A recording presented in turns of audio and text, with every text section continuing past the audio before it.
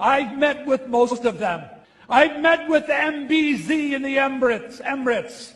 I've met with MBS in Saudi Arabia, the Crown Prince. And I can tell you something astonishing. These leaders are more pro-Israel than a lot of Jews. MBZ tells me this. This is the Crown Prince of Saudi Arabia. When I met with the Crown Prince of Saudi Arabia, I said to him, what do you think of Jews and what do you think of Christians? I like them both. Tell me why.